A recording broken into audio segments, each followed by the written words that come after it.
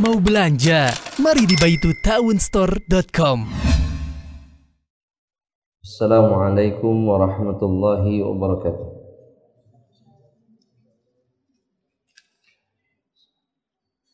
Innal hamdalillah nahmaduhu wa nasta'inuhu wa nastahdihi wa na'udzu billahi min shururi anfusina wa min sayyiati a'malina. Man yahdihillahu fala mudilla lahu wa man yudlilhu fala hadiya lahu. Fa asyhadu an la ilaha illallah wahdahu la syarika lah wa asyhadu anna Muhammadan abduhu wa rasuluhu la nabiyya ba'dah. Faqala ta'ala fil Qur'anil Karim, ya ayyuhalladzina amanu ittaqullaha haqqa tuqatihi wa la tamutunna illa wa antum muslimun.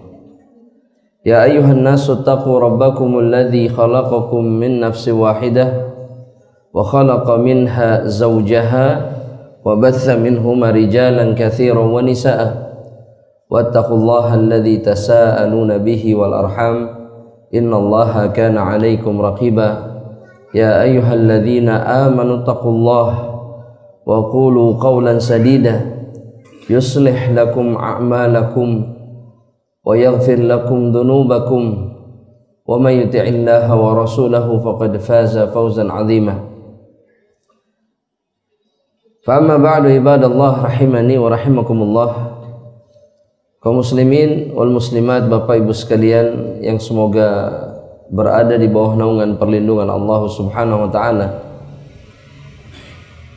Kembali Allah Subhanahu wa taala menakdirkan atau memberikan takdir kepada kita untuk bisa berkumpul di hari Jumu'ah yang mudah-mudahan diberkahi oleh Allah Subhanahu wa taala untuk kita semuanya, untuk berkumpul di rumah Allah dan kemudian meniti jalan menuju surga Allah Subhanahu wa taala.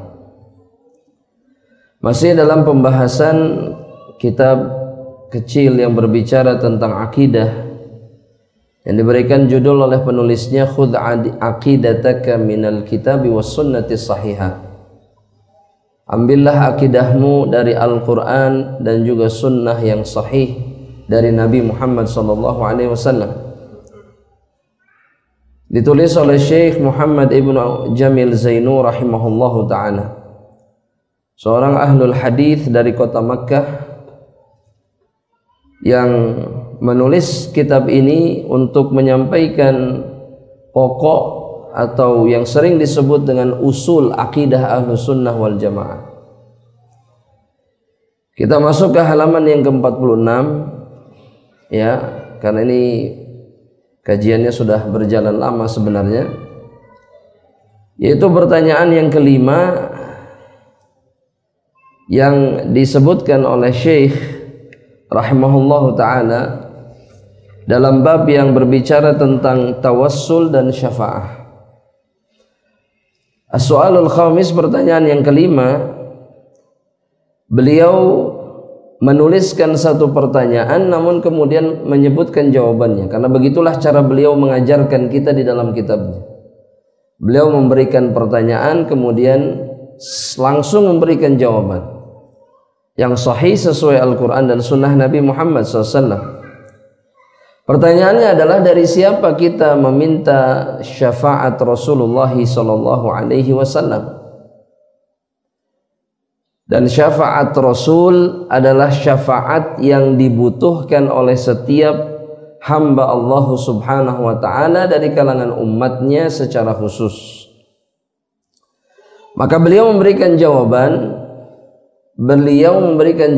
kita meminta syafaat, nas'alu syafa'ata atau syafa'ata Rasulillah sallallahu alaihi wasallam, kita meminta syafaat Rasul sallallahu alaihi wasallam minallahi subhanahu wa ta'ala, dari Allah Subhanahu wa ta'ala. Bahkan seluruh syafaat yang ada itu diminta dari Allah Subhanahu wa ta'ala. Jadi bukan syafaat Rasulullah SAW saja, karena bukan hanya Rasul yang memberikan syafaat, bukan hanya Rasulullah sallallahu alaihi wasallam. Tapi juga hamba-hamba Allah yang lainnya diizinkan untuk memberikan syafaat. Seperti sudah pernah disebutkan para malaikat diantaranya, kemudian orang-orang yang beriman, kemudian anak-anak yang wafat sebelum baligh, dan kemudian juga amal soleh hamba Allah, yakni amal yang dikerjakannya bisa menjadi syafaat pada hari kiamat. Yang menjadi dalil bahwa syafaat Rasul itu dimintakan kepada Allah Subhanahu wa taala karena Allah Subhanahu wa taala berfirman di dalam kitabullah, di dalam Al-Qur'an, dalam surat Az-Zumar ayat yang ke-44. Dalam surat Az-Zumar ayat ke-44. yakni ketika Allah Subhanahu wa taala berfirman, "Qul lillahi syafa'atu jami'a." Katakan wahai Muhammad bahwa hanya kepunyaan Allah lah syafaat semuanya. Artinya syafaat-syafaat yang dijanjikan oleh Allah semuanya milik Allah. Maksudnya adalah semua di bawah izin Allah Subhanahu wa taala. Bahkan dari Nabi kita Muhammad sallallahu alaihi wasallam sekalipun. Sehingga hadirin sekalian rahmatullahi Allah, Ahlus Sunnah wal Jamaah memastikan bahwa Nabi sallallahu alaihi wasallam itu tidak bisa memberikan syafaat tanpa izin Allah Subhanahu wa taala. Jadi beliau sendiri tidak bisa memberikan syafaat melainkan karena diizinkan oleh Allah Rabbul Alamin. Makanya menjadi sebuah kekeliruan ketika seseorang minta syafaat langsung kepada siapa? Kepada siapa? Rasulullah SAW, kepada Rasul. Tapi syafaat itu dimintakan dulu kepada siapa? Allah Subhanahu wa ta'ala. Oleh karenanya ahibati fillah, ya, ketika Rasulullah SAW itu didatangi oleh seseorang yang buta, seseorang yang buta, dharir itu buta. Dalam riwayat yang diriwayatkan oleh Imam At-Tirmidzi, ada di dalam buku kecilnya itu, tapi riwayatnya tidak diperjelas, bahwa datang kepada Nabi Muhammad SAW seseorang yang buta, datang untuk minta kesembuhan kepada Rasulullah SAW. Jadi minta didoakan oleh siapa? Rasulullah SAW. Kata Rasulullah SAW, minta kepada Allah Subhanahu wa taala. Dan di antara kalimat yang diucapkan, doa yang dipanjatkan kepada Allah, Allahumma syafi'ni fihi. Ya Allah, jadikan Nabi Muhammad sallallahu alaihi wasallam itu sebagai pemberi syafaat. Artinya orang yang doanya engkau dengar sehingga keinginanku diijabah, yaitu matanya disembuhkan dari kebutaan. Karena kalau Nabi minta kepada Allah Subhanahu wa taala, orang buta sekalipun sembuh tidak? Sembuh tidak? Jamaah sembuh. Bahkan ada sahabat yang matanya keluar, luka karena perang, keluar matanya. Sama Rasul ditekan matanya masuk ke dalam, kemudian diludahi, maka matanya kembali utuh, bahkan kata sahabat tersebut lebih indah daripada sebelumnya. Itu Rasulullah SAW, tapi dengan izin Allah Subhanahu wa ta'ala. Makanya kalau kita menginginkan syafaat Rasulullah SAW, minta sama Allah agar kita diberikan syafaat atau mendapatkan syafaat Rasulullah SAW. Dan kemudian Syekh menyebutkan riwayat yang lainnya, diriwayatkan oleh Imam Muslim, bahwa setiap dari umat Nabi Muhammad itu pasti dapat syafaat. Pasti dapat syafaat. Syafaat siapa maksudnya? Rasul. Tapi ada syaratnya. Ada syaratnya.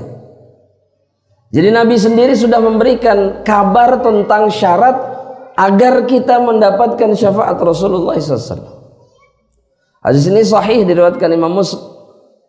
Diriwayatkan siapa? Imam Muslim. Imam Muslim itu muridnya Imam siapa?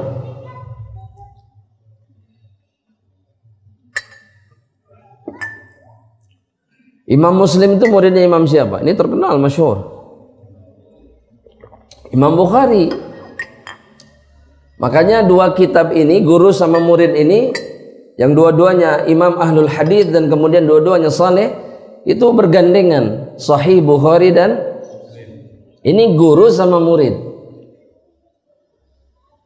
Dua-duanya diberkahi oleh Allah Subhanahu wa taala. Dalam hadis riwayat Imam Muslim, Nabi Muhammad sallallahu alaihi wasallam mengatakan begini, "Inna likulli nabiyyin da'watun mustajabah."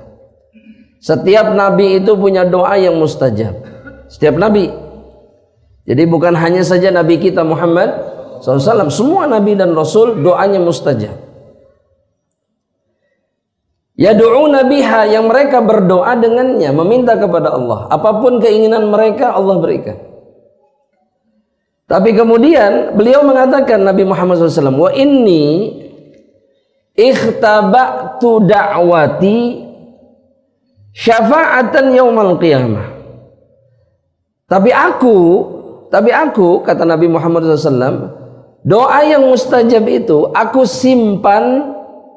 Nabi tidak pergunakan kesempatan itu. Jadi ada doa, satu doa yang khusus mustajab yang diberikan kepada setiap nabi dan rasul. Nah, Nabi tidak mengambil kesempatan itu untuk meminta di dunia. Kata Nabi Muhammad SAW, "Ikhtaba'tu da'wati." Aku menyimpan doaku. Nabi nggak minta sekarang. Kenapa Nabi melakukan itu? Syafa'atan li ummati yaumal qiyamah, atau syafa'atan yaumal qiyamah, sebagai syafaat pada hari kiamat, sebagai penolong pada hari kiamat. Man mata min ummati la yusyriku billahi syai'a. Untuk setiap umatku yang mati dalam keadaan tidak menduakan Allah dengan satu apapun. Itu syarat utama untuk mendapatkan syafaat Rasulullah sallallahu alaihi wasallam. Itu sebabnya kenapa kita ini sibuknya dengan tauhid, syirik, tauhid, syirik. Itu pembahasannya itu yang utama. Alasan di antara alasannya adalah karena syarat bebas dari syirik dan mati di atas tauhid adalah syarat utama untuk mendapatkan syafaat Rasulullah sallallahu alaihi wasallam.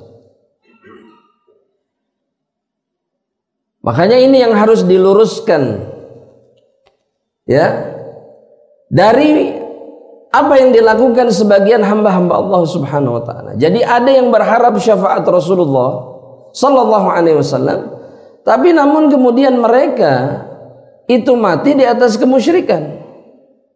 Yang seperti ini bisa dapat syafaat atau tidak? Tidak. Atau kemudian meminta syafaatnya tidak kepada Allah, tapi langsung kepada Rasulullah sallallahu alaihi wasallam. Padahal Rabbul Alamin, Rabb kita sudah mengatakan milik Allah lah semua syafaat itu. Dalam ayat yang lainnya, dalam surat Al-Baqarah ayat yang ke-250 berapa? Ayat kursi itu 250 berapa? 256, 55 sepakat? Sepakat, dibaca terus. Hafal Al-Baqarah 255. Kata Allah, "Man dzalladzi yashfa'u indahu illa bi'idznih." Itu dalil yang sangat jelas, dibaca setiap hari berkali-kali. Siapa yang bisa memberikan syafaat, kata Allah, di sisi Allah kecuali yang diizinkan oleh Allah Subhanahu wa taala saja. Makanya kita menyaksikan bagaimana dalam hadis yang sahih Nabi Muhammad itu nanti di padang mahsyar itu satu-satunya nabi dan rasul yang diizinkan untuk memberikan syafaat kepada seluruh umat manusia. Apa syafaatnya? Syafaat yang membuat Allah itu kemudian memulai hari perhitungan atau yaumul hisab. Nabi yang lain, rasul yang lain gak ada yang sanggup. Makanya ketika didatangi oleh sebagian di padang mahsyar, sebagian orang, mereka menolak, saya nggak bisa. Coba ke nabi yang lain, nabi yang lain. Sampai mereka datang kepada Rasulullah SAW. Nabi diizinkan. Karena ini yang dimaksud oleh Allah dengan maqaman mahmuda. Betul? Jemaah? Apa itu maqaman mahmuda? Izin dari Allah kepada Nabi Muhammad SAW untuk meminta agar Allah memulai hari perhitungan. Itu yang disebut dengan maqaman mahmuda. Dan itu yang kita mintakan setiap hari untuk Rasulullah SAW. Betul tidak? Apa doanya? Allahumma rabba hadhihi da'watit salatil qa'imah ati Muhammadanil wasilata wa ba'athu maqaman mahmudanil ladzi wa'ata. Dan semua itu atas izin Allah. Karena Allah berfirman kepada Nabi pada saat itu, ya Muhammad, sal tu'tah, minta engkau diberi apapun permintaan. Ishfa'tu syaffa', minta izinlah untuk memberikan syafaat, maka aku izinkan engkau untuk memberikan syafaat. Semuanya atas izin Allah Subhanahu wa ta'ala. Dan ini poin yang sangat penting di dalam masalah ini. Karena tidak jarang orang kemudian keliru dalam perkara yang satu ini. Mereka meminta kepada Rasulullah SAW atau bahkan kepada selain Allah Subhanahu wa ta'ala. Kita lanjutkan jemaah rahmatullah Allah. Kemudian Syekh berpindah kepada pertanyaan yang keenam.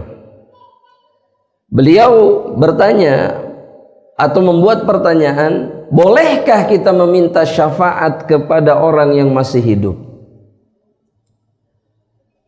Ya, boleh nggak minta syafaat kepada orang yang masih hidup? Ya, sebentar, sabar. Nanti kita sampaikan. Ini jawabannya sudah, masya Allah. Ya, jawabannya betul, boleh.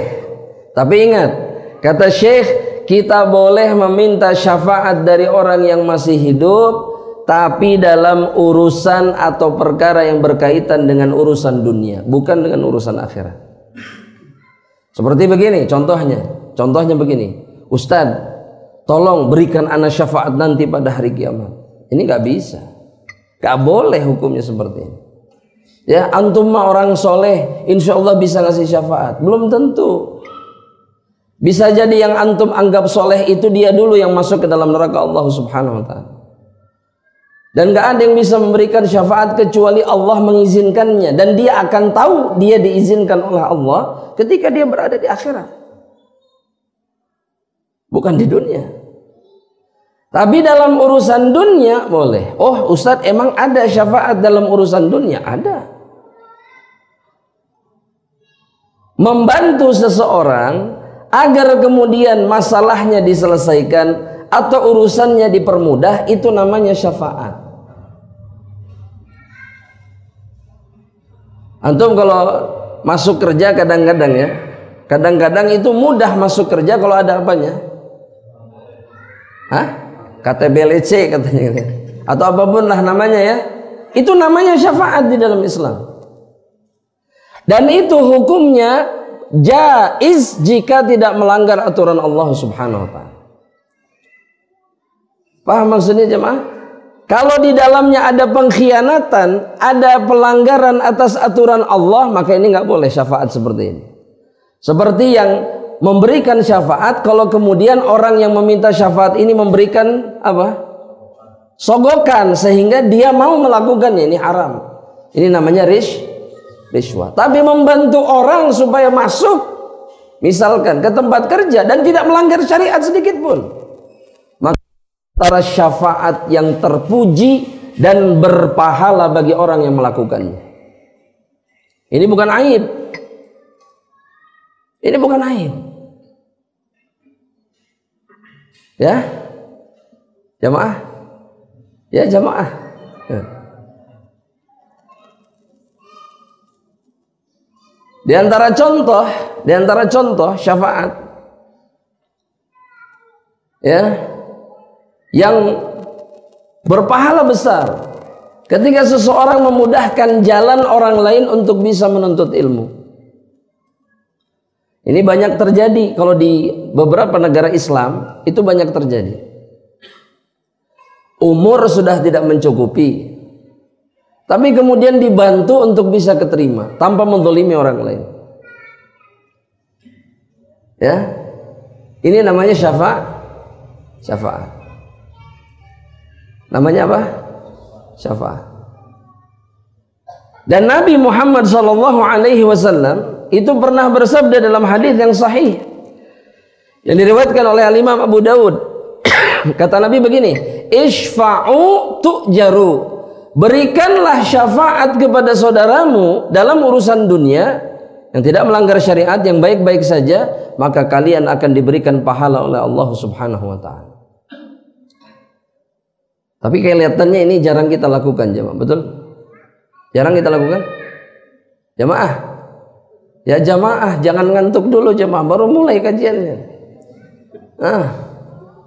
Tenang jemaah. Ini sejam setengah kurang lebih menuju maghrib. Maghrib masih lama. Ini harusnya waktu yang dimana antum bersemangat untuk berdoa, bermunajat, berzikir kepada Allah Subhanahu wa ta'ala. Tapi anehnya momen-momen kayak gini, waduh, betul nggak? Betul. Langsung. Jangan kalah sama syaitan.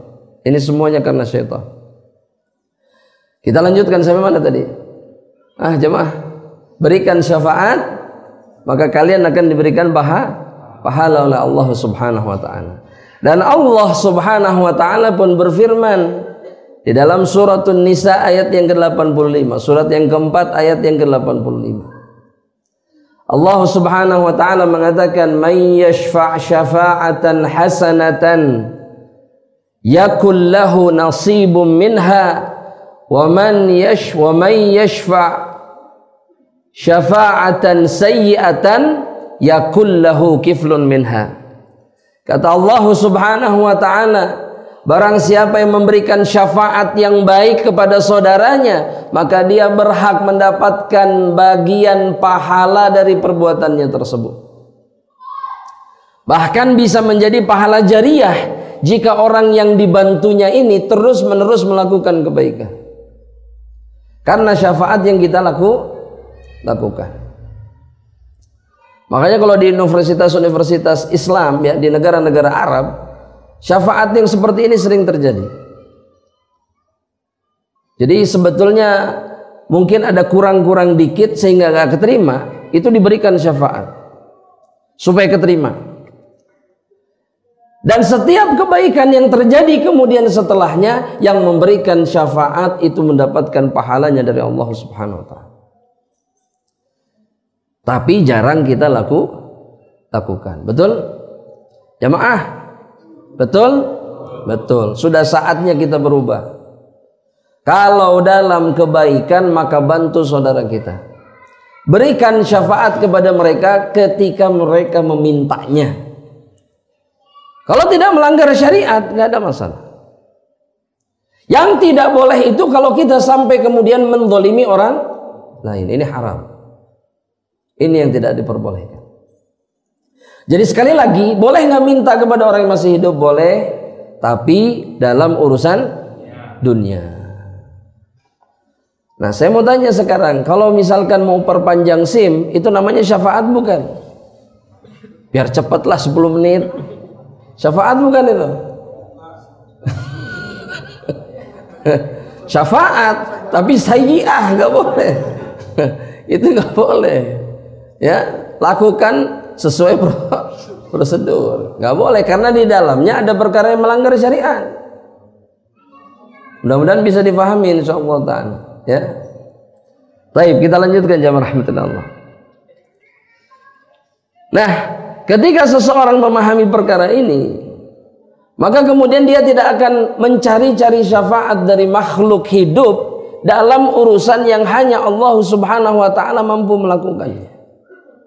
Dalam urusan akhirat, tolong nanti kalau saya meninggal, kamu meninggal, kemudian kita berjumpa, berpapasan di akhirat, tarik tangan ana untuk masuk ke dalam surga Allah Subhanahu wa ta'ala. Ini gak bisa. Gak bisa. Gak ada yang bisa melakukan ini kecuali dengan izin Allah. Dan izin itu tidak diketahui oleh orang yang masih hidup. Apakah dia diizinkan atau tidak? Dan selamatkanlah diri kita. Dan kemudian carilah sebab datangnya syafaat dengan amal perbuatan kita sendiri. Jangan mengandalkan orang lain. Kenapa? Karena dia pun membutuhkan syafaat. Sehingga tidak perlu sibuk untuk mencari syafaat dalam perkara-perkara yang hanya Allah Subhanahu wa ta'ala mampu melakukan. Kita lanjutkan pertanyaan yang berikutnya, pertanyaan yang ketujuh. Keberapa? Ketujuh. Dalam pertanyaan yang ketujuh, beliau mengatakan, bolehkah kemudian kita memuji Rasulullah sallallahu alaihi wasallam dengan pujian yang berlebihan? Apa korelasinya dengan syafaat? Karena sebagian orang itu memuji Nabi dengan melampaui batas semata-mata karena mereka menginginkan syafaat Rasulullah SAW. Makanya dalam beberapa bacaan pujiannya luar biasa sampai melampaui batas. Izinkan anak bertanya jamaah, apakah baginda yang mulia Nabi kita Muhammad SAW itu manusia biasa? Hah? Manusia biasa. Bedanya dengan kita apa? Hah? Betul. Itu Allah Subhanahu wa ta'ala sebutkan di ayat terakhir surat Al-Kahfi. Betul tidak? Qul inna ma'ana basyarun mithlukum. Saya ini manusia seperti kalian. Tapi bedanya kata Allah Subhanahu wa ta'ala, yuha ilayya, saya mendapatkan wahyu. Jelas sampai di situ ya. Nah, ketika beliau itu dipastikan oleh Allah manusia biasa namun berbeda. Memang betul berbeda, manusia tapi berbeda, dapat wahyu, dimuliakan, diberikan kedudukan yang berbeda. Apakah kemudian beliau berhak mendapatkan pujian yang melampaui kedudukannya sebagai seorang hamba Allah? Maka jawabannya tidak. Kalau misalkan ada yang mengatakan, wah ini umat Nabi model apa ini? Tidak mau memuji Nabinya, bukan begitu. Nabi Muhammad sendirilah yang melarang kita untuk memuji beliau dengan pujian yang berlebihan. Jadi ini bukan pendapat pribadi, bukan sama sekali. Tapi ini ketetapan Rasulullah SAW. Siapa yang tidak mencintai Nabi di ruangan ini, di rumah Allah ini? Tidak ada, semuanya mencintai Nabi. Siapa yang tidak ingin memuji Rasulullah SAW? Antum gak mau memuji Rasulullah SAW? Gak mungkin. Setiap umat yang mencintai Rasulullah, maka dia pasti akan senantiasa memuji Rasulullah SAW. Tapi ada batasannya. Siapa yang memberikan batasan? Baginda yang mulia Rasulullah SAW sendiri. Beliau yang membatasi. Apa dalilnya jamaah rahmatullah Allah? Ya jamaah. Apa kata Nabi Muhammad SAW dalam hadis sahih riwayat Imam Bukhari? Ini insyaallah pernah mendengar, insyaallah. Betul nggak? Betul nggak? Kata Nabi Muhammad SAW begini, la tatruni, janganlah kalian melakukan itra. Itra itu maknanya adalah memuji dengan pujian yang melampaui batas. Hukum memuji di dalam Islam boleh, tapi melampaui batas hukumnya haram. Contoh misalkan kalau ada teman kita datang, wah bener antum itu wajah antum seperti matahari.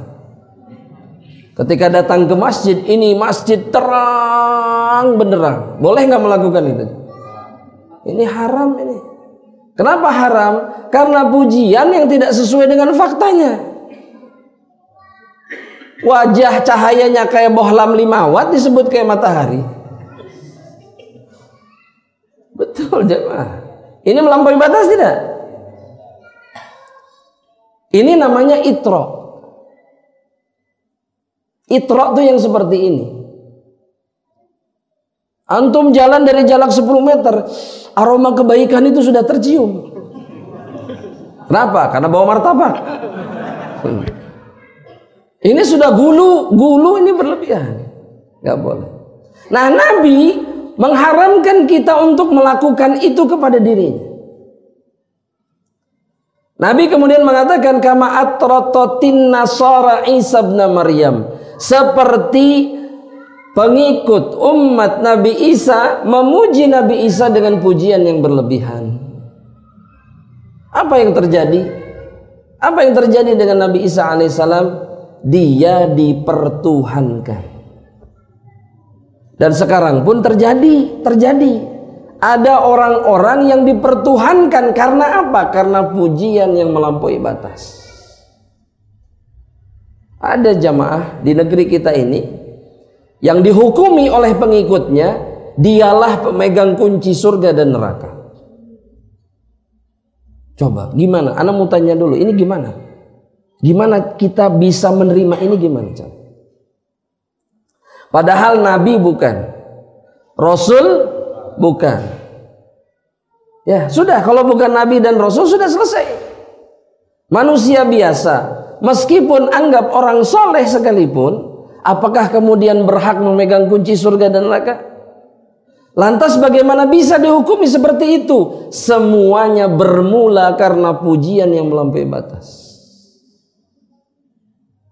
Persis terjadi kepada Nabi Isa alaihissalam.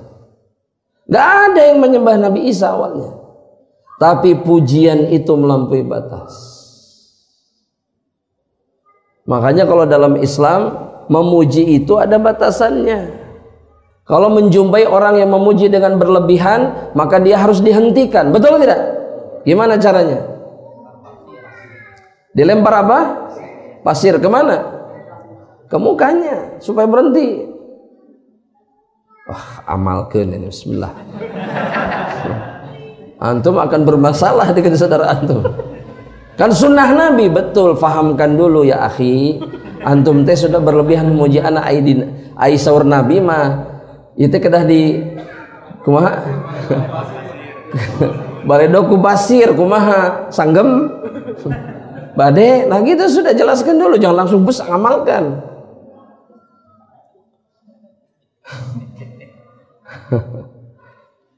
Dan Nabi memperingatkan kita, jangan coba-coba, jangan lakukan itu. Dan Nabi kemudian mengatakan fa innama ana abduhu faqulu abdullahi wa rasuluh. Sesungguhnya aku ini adalah hamba Allah dan Rasul Allah subhanahu wa ta'ala, maka katakan aku ini adalah hamba Allah dan Rasulnya. Itu sudah pujian yang paling tinggi untuk Nabi Muhammad SAW. Jadi kalau hadirin mencari-cari pujian terbaik untuk Nabi, pujian terbaik untuk Nabi itu cuma 2, dengan mengatakan apa? Abdullah wa Rasulullah sallallahu alaihi wasallam. Itu sudah puncak pujian bagi beliau.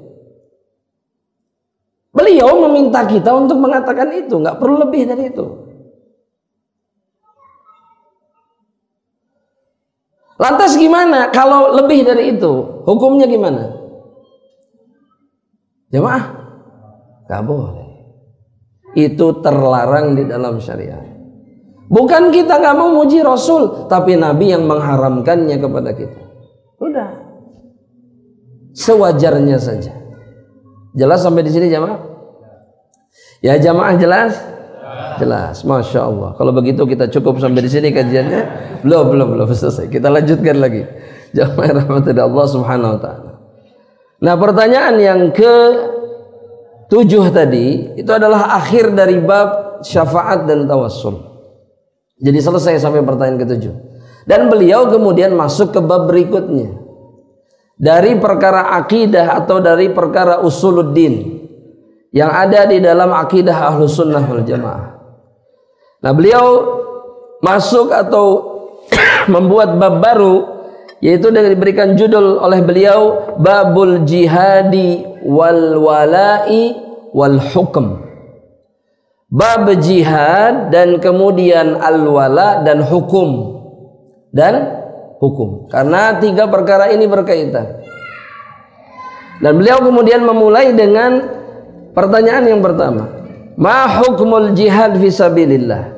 Apa hukum jihad fisabilillah?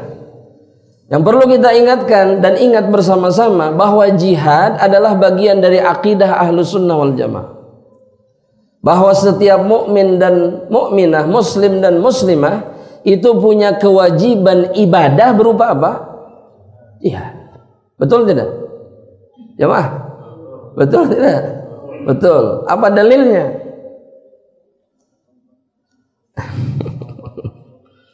Hah? Satu, tulis dulu satu.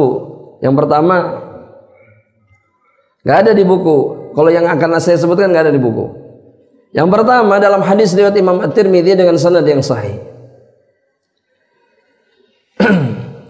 Nabi Muhammad sallallahu alaihi wasallam itu bersabda kepada Muadz bin Jabal, "Ala ukhbiruka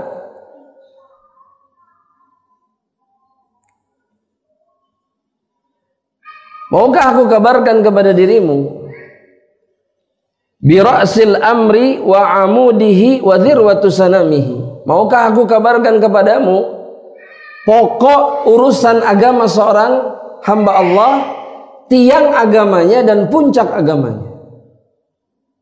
Mau nggak dikabarkan tentang perkara-perkara tersebut? Maka kemudian Mu'adz mengatakan, "Bala ya Rasulullah," dan Nabi mengatakan, "Ra'sul amril Islam." Pokok urusan seluruh hamba Allah itu ada terletak pada agama Islam. Maksudnya adalah pokok keselamatannya, pokok kemudahan keberkahan hidupnya ada pada Islam. Semua kebaikan yang dia lakukan kembali kepada Islam. Tanpa Islam maka urusannya tidak berarti di sisi Allah Subhanahu wa taala. Itu yang pertama. Yang kedua, tiang agama seorang hamba Allah itu apa? Salat. Tiangnya apa? Salat. Makanya ada ungkapan yang berbunyi apa? As-salatu, jangan sungkan-sungkan untuk mengatakannya. As-salatu imadud din. Ini ungkapan. Sebagian mengatakan ini hadis, tapi ini bukan hadis. Masalahnya itu. Karena hadis itu harus jelas apanya? Riwayatnya harus jelas. Nah, yang sahih ada yang tadi. Wa amuduhu shalah, tiangnya Islam, tiangnya agama seseorang itu salat. Betul, memang salat itu tiang agama, tapi dengan redaksi yang berbeda. Nah, yang terakhir kata Nabi, wa dzirwatu sanamihil jihad. Puncak agama seseorang itu adalah berjihad di jalan Allah Subhanahu wa taala. Ini puncak agama. Kalau belum sampai ke sini, belum sampai puncak. Ya, bisa dipahami nih jamaah? Jamaah. Ana yakin. Ketika mendengar kata jihad, pasti yang dibayangkan perang. Betul tidak? Jamaah? Betul? Pertanyaan anak, kenapa? Kenapa yang dibayangkan itu perang?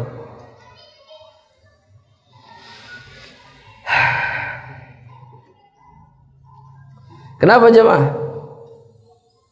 Kenapa nggak memikirkan jihad yang lain? Dijawab jemaah. Tadi betulnya berjamaah, betul. Sekarang jawabannya apa? Ya. Ayo jemaah, anak nggak akan lanjut sampai antum jawab. Fadhal. Kenapa? Sallallahu alaihi wasallam. Karena mungkin membaca sirah nabawiyah dan melihat, menyaksikan, membaca bahwa Rasulullah SAW itu berperang di jalan Allah Subhanahu wa taala.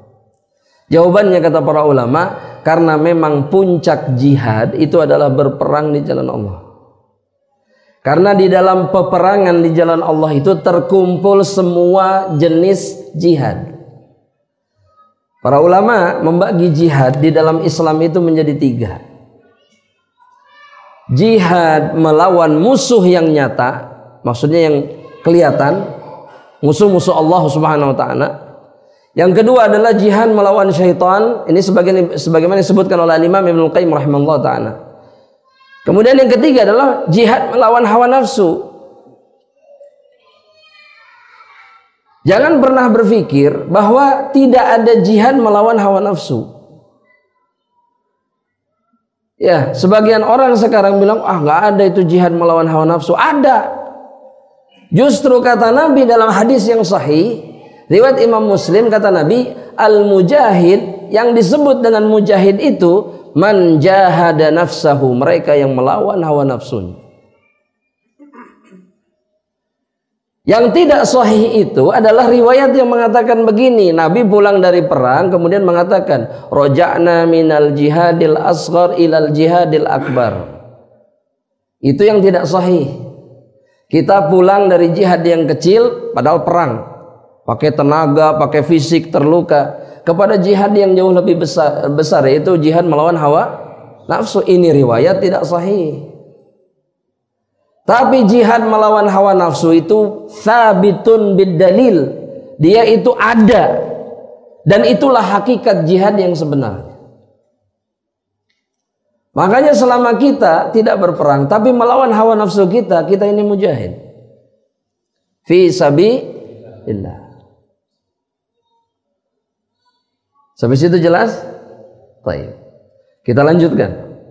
Apa hukumnya jihad di jalan Allah? Itu pertanyaan yang pertama. Jawabannya kata beliau, jihad di jalan Allah, perjuangan di jalan Allah dengan harta, bil mal, dengan harta. Kemudian yang kedua bin nafas, ya, dengan jiwa. Kemudian yang ketiga bil lisan, adalah wajibun, dia perkara yang wajib di dalam Islam. Jadi ini unsur-unsur jihad di dalam Islam. Jihad itu imma dengan apa? Harta, imma dengan jiwa, imma dengan lisan. Dalilnya kata beliau dalam surat At-Taubah ayat yang ke-41. Surat apa? Ayat yang apa kata Allah Subhanahu wa taala dalam ayat tersebut? Kata Allah, infiru, apa lanjutannya? Infiru khifafan wa thiqalan. Kata Allah Subhanahu wa taala, berangkatlah kalian dalam keadaan ringan ataupun berat. Untuk apa? Untuk berjihad di jalan Allah. Gak semua orang itu suka berangkat jihad. Ya, kita ini kadang-kadang, ya, kalau saya boleh gunakan kata ini, ya, kadang-kadang kita ini naif jemaah. Apa naifnya jemaah? Kita ini sering menganggap bahwa diri kita kalau dipanggil jihad berperang di jalan Allah pasti berangkat. Belum tentu. Seakan iman kita itu setara dengan iman para sahabat. Ketahuilah, para sahabat itu ketika berangkat jihad tidak semuanya berangkat jihad dalam keadaan ringan. Ada yang merasakan berat di dalam hatinya, tapi dia tetap melakukannya. Tidak seperti orang munafik. Kalau orang munafik berat kemudian berusaha menghindar dari kewajiban jihad. Kenapa begitu? Karena jihad di jalan Allah itu perkara besar yang menguji seluruh sisi keimanan seorang mukmin. Dia harus meninggalkan hartanya, dia harus meninggalkan keluarganya, anak istrinya. Dia harus rela kemungkinan kehilangan jiwanya. Berangkat dan tidak pulang lagi. Kita siap melakukan itu kalau terjadi? Kenapa nggak dijawab coba? Insya Allah Ustaz. Lihat nanti kalau udah kejadian. Iya. Sekarang mudah berangkat Ustaz, berangkat. Tapi kalau sudah kejadian, iya nanti. Siapa yang jujur keimanannya? Apakah seperti Handhalah yang baru malam pertama bahkan belum sempat mandi sudah berangkat jihad? Antum bisa bayangkan keindahan hidup sedang dia rasakan. Tapi di detik itu dia dipanggil sama Allah untuk berjihad fisabilillah dan dia berangkat dan tidak pernah kembali lagi. itu iman. Ya. Makanya jihad itu puncak keislaman. Puncak. Tentunya yang dilakukan dengan cara yang benar. Kita nggak sedang berbicara yang aneh-aneh ini. Dengan cara yang benar, maka dia adalah puncak keimanan. Hanya orang-orang dengan iman yang luar biasa yang sanggup melakukannya. Tahu dia mungkin nggak kembali lagi, dia tetap berangkat menyambut kematiannya di medan perang. Ini bukan hal mudah jemaah. Ya, antum berangkat kerja mungkin pulang, betul nggak? Ya, kemungkinan terbesarnya pulang. Tapi berangkat jihad belum tentu pulang. Makanya kata Allah, berangkat, mau berat mau ringan berangkat. Wajahidu, kata Allah kemudian, berjihadlah bi amwalikum wa anfusikum fisabilillah, dengan jiwa dan harta kalian di jalan Allah. Dan ana ingin mengingatkan jemaah rahmatullah Allah, kalau kita tidak sanggup berjihad dengan jiwa, maka jangan tahan harta kita untuk berjuang di jalan Allah. Kalau kita tidak punya harta untuk berjuang di jalan Allah, maka jangan tahan lidah kita untuk berjuang di jalan Allah. Karena itu yang diminta oleh Rasulullah SAW. Dalam hadis di situ disebutkan oleh beliau rahimahullah taala, ya hadis ini diriwayatkan oleh Al-Imam Abu Daud dan yang lainnya. Disebutkan kata Nabi begini, jahidul musyrikin, berjihadlah kalian melawan orang-orang musyrik, bi amwalikum wa anfusikum wa alsinatikum, dengan jiwa kalian, dengan harta kalian, kemudian jiwa kalian dan lidah-lidah kalian.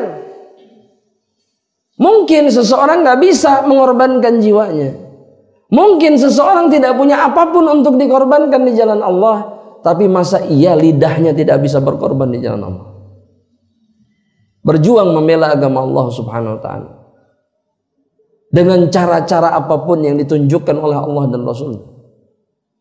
Jangan diam. Sudah mah kesempatan di medan perang tidak ada, kemudian jihad dengan harta juga susah, tapi lidahnya kemudian diam.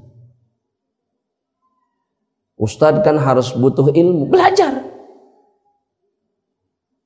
Yaitu masalahnya Ustadz, anak teh cari harta untuk bisa berjihad dengan harta, tapi akhirnya anak nggak belajar.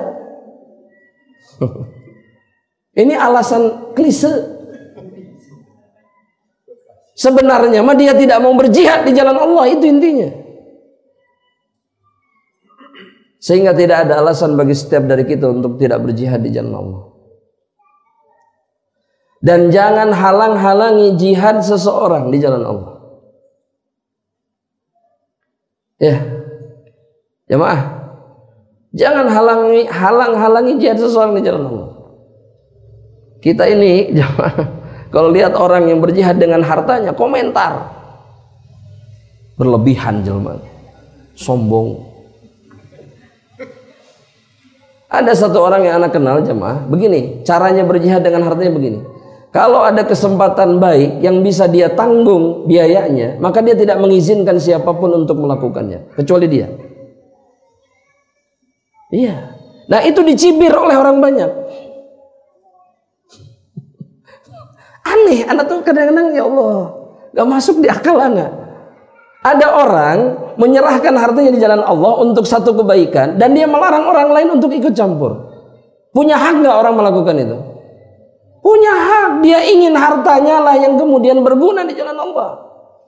Kalau mau seperti itu, lakukan perkara yang sama, jangan dicibir, jangan dicaci maki, jangan dihina.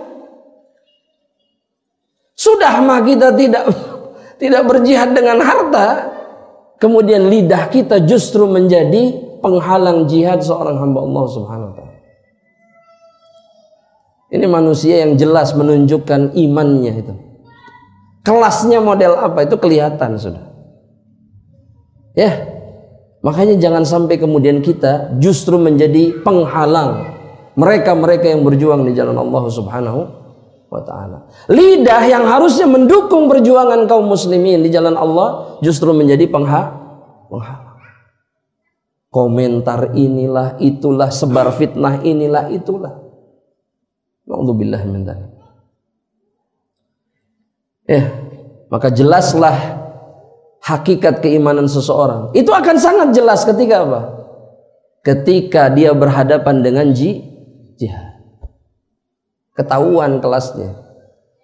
Mohon maaf ini, mohon maaf. Bisa jadi sholatnya shaf pertama, tapi kalau sudah berhadapan dengan jihad, imannya yang berbicara. Kalau sudah urusan korbankan harta, kelihatan mana yang mujahid, mana yang bukan.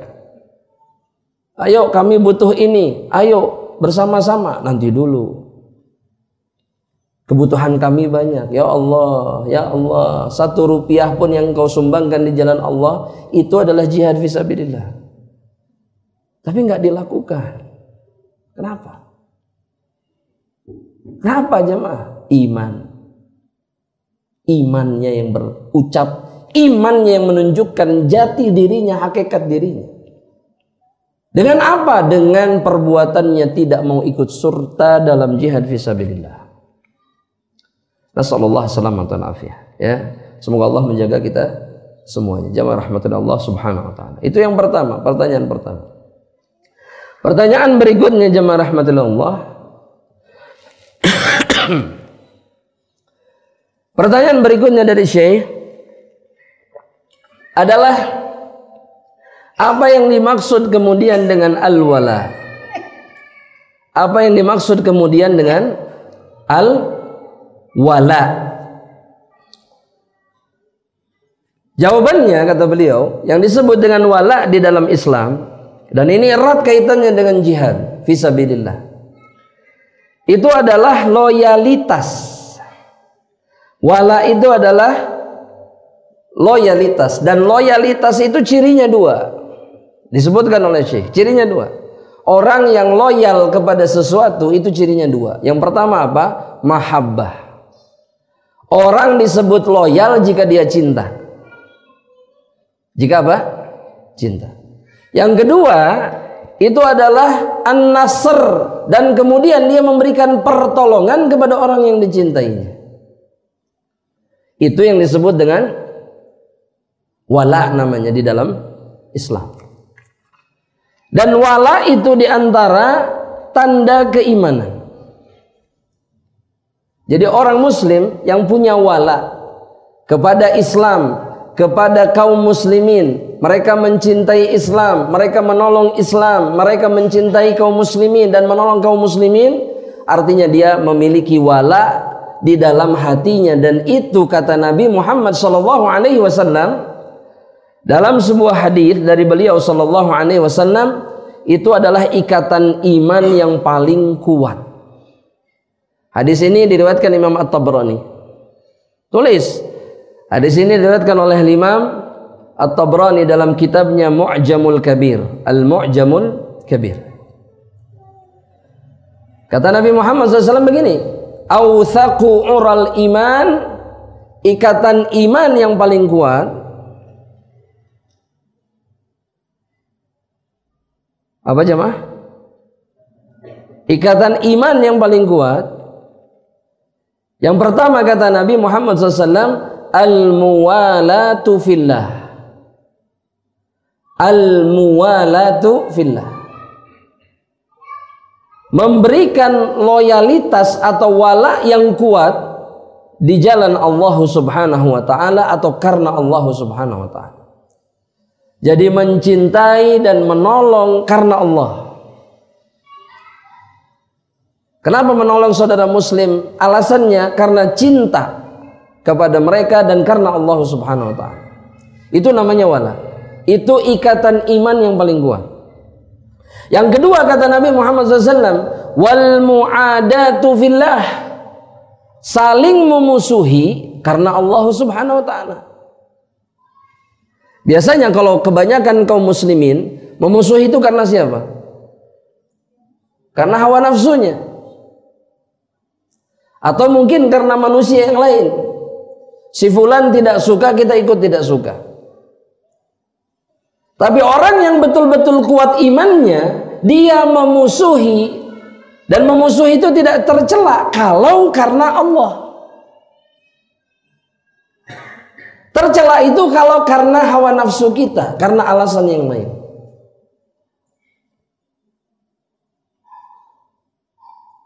Makanya Islam itu kalau boleh dibahasakan, dia adalah agama cinta sekaligus agama permusuhan. Ini bahasanya dipahami dulu jemaah. Cinta karena Allah, tapi musuhan juga karena Allah.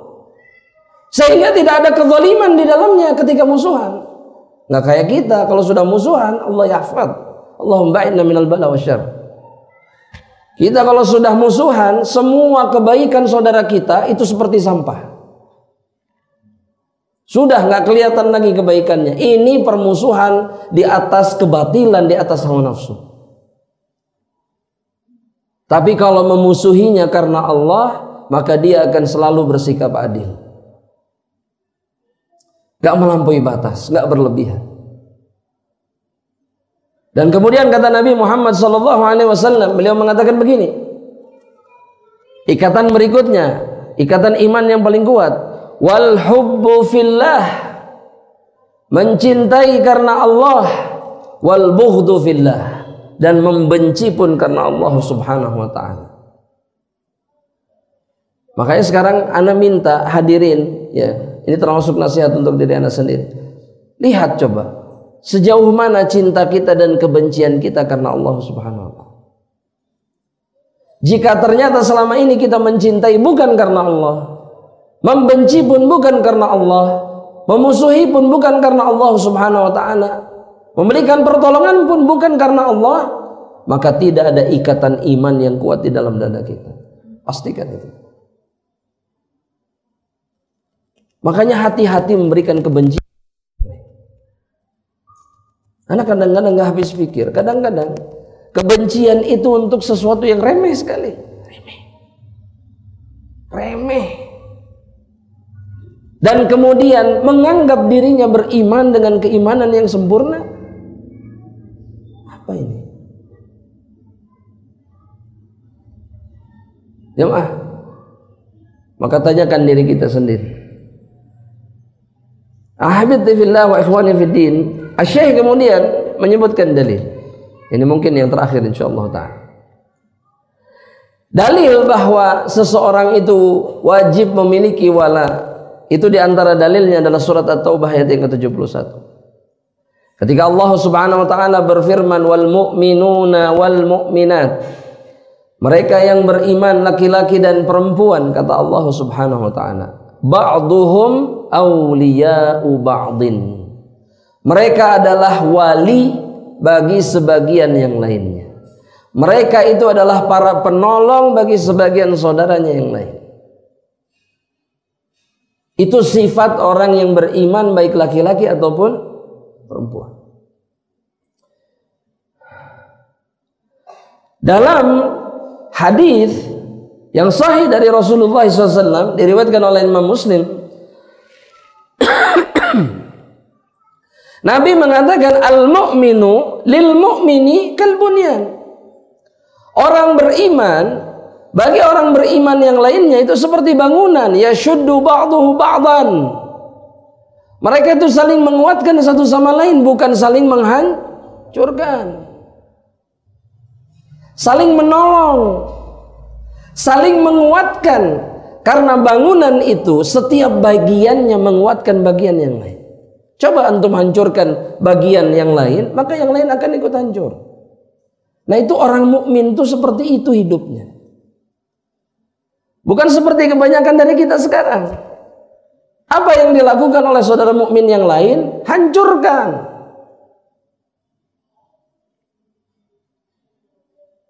Ada mukmin yang lainnya yang berbuat kebaikan, hancurkan. Maka ini menunjukkan iman orang yang melakukannya, bahwa dia tidak punya ikatan iman yang kuat. Bukankah itu yang terjadi sekarang, jemaah? Jemaah, mau terang-terangan atau di bawah tanah, Maksud Anda di bawah tanah itu dilakukan secara diam-diam untuk menghancurkan saudaranya yang lain. Bukankah itu yang terjadi? Gak langsung berhadapan di belakang. Betul gak ini jemaah? Betul. Sepakat? Dan ini tanda apa? Tanda tidak adanya iman yang kuat di dalam dada seseorang. Makanya PR kita ini masih terlalu banyak, jemaah rahmatullah. Untuk masalah wala saja insya Allah dalam perjumpaan berikutnya Anda perjelas lagi. Itu kita masih banyak PR. Masih terlalu banyak yang belum kita lakukan, padahal itu wajib sebagai bentuk wala kita sebagai seorang mukmin yang sebenarnya. Wallahu ta'ala alam, ini yang bisa Anda sampaikan dalam perjumpaan di sore hari ini insya Allah. Dan mudah-mudahan yang sedikit ini bermanfaat insya Allah. Dan mudah-mudahan Allah mengampuni dosa-dosa kita dan memberikan kemudahan kepada kita semuanya untuk mendapatkan kebaikan. Amin. Allahumma amin.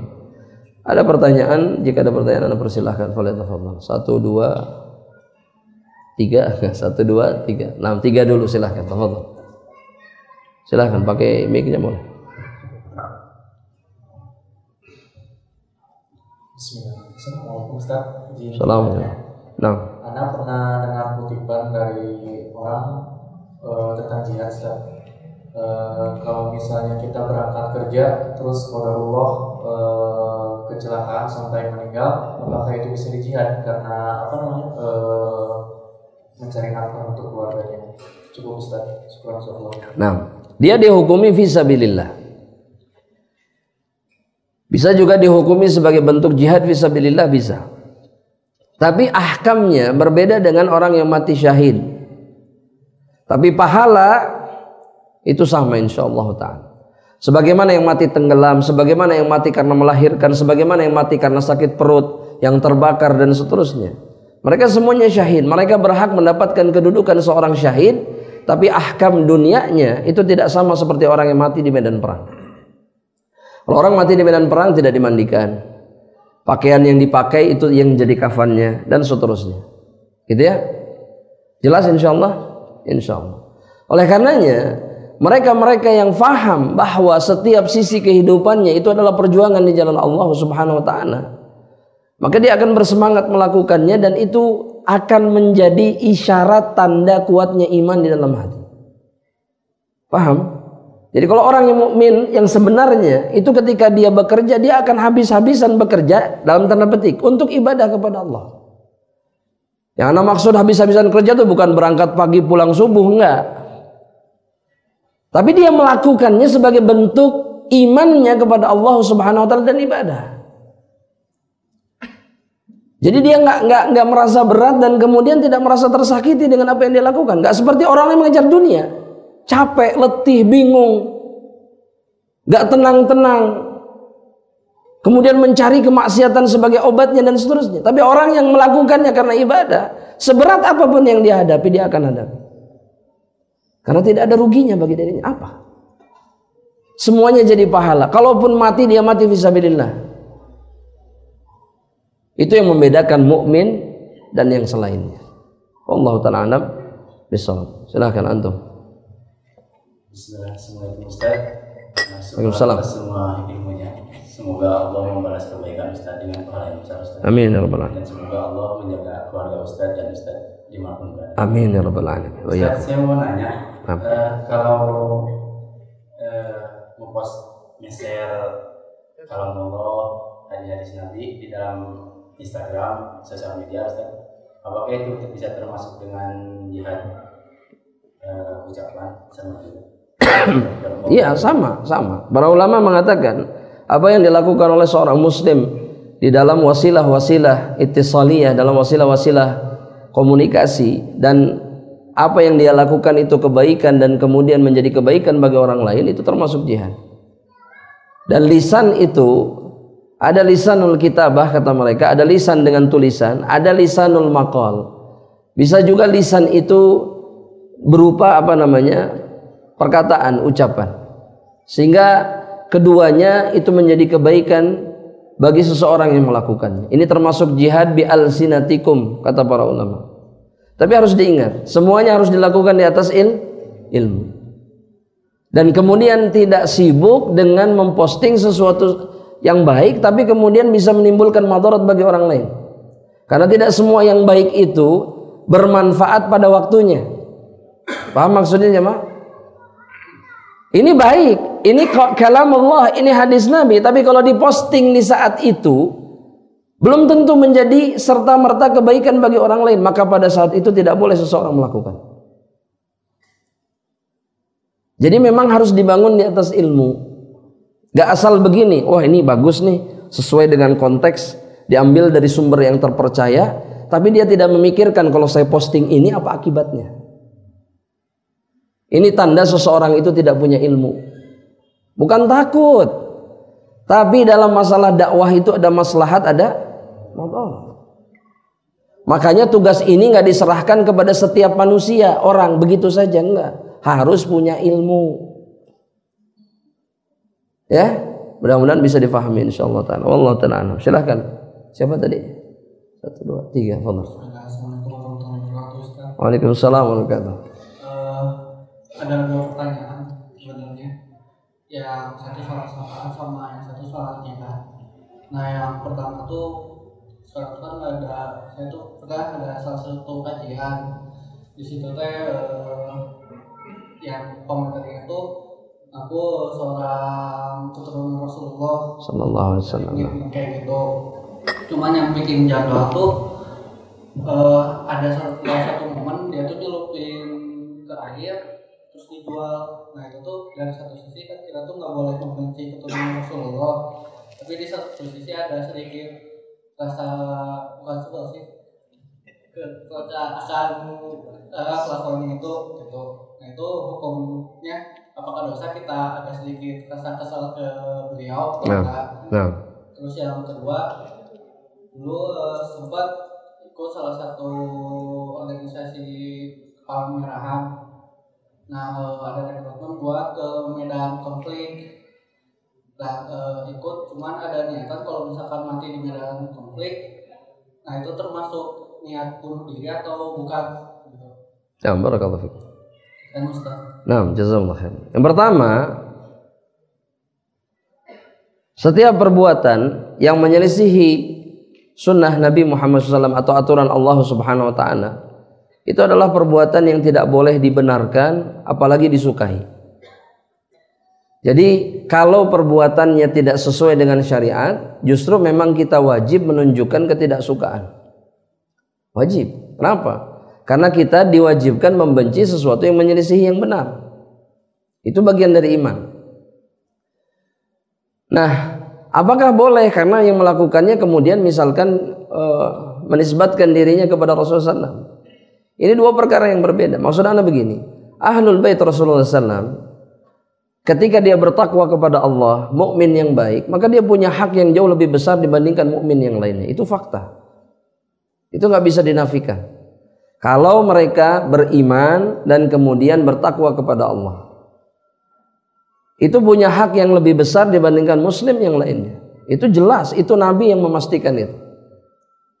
Tapi kemudian kalau mereka menyelisihi sunnah kakeknya, sunnah leluhurnya, dan menyimpang bahkan menyelisihinya 180 derajat, maka pada saat itu nasabnya itu bukan sesuatu yang jadikan pertimbangan.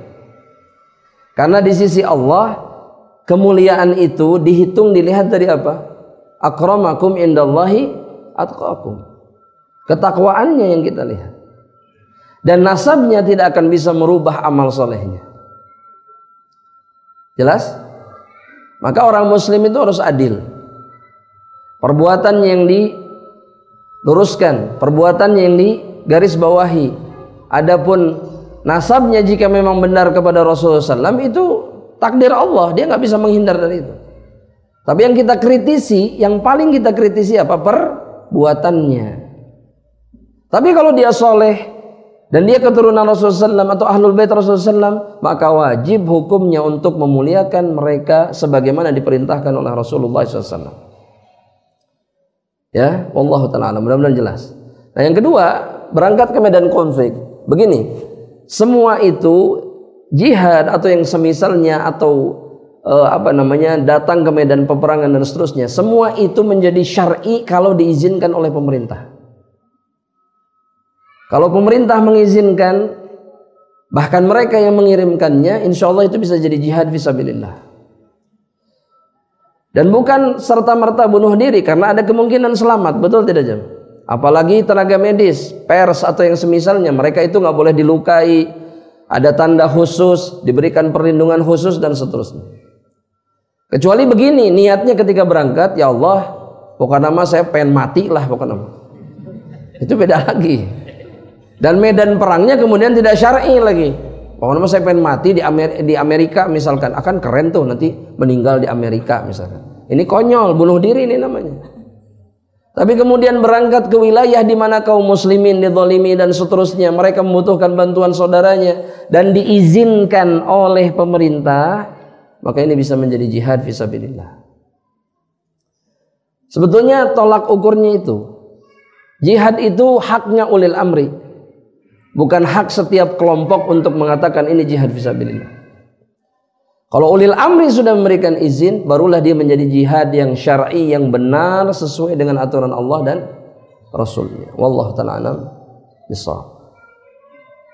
Siapa lagi? Satu lagi yang terakhir.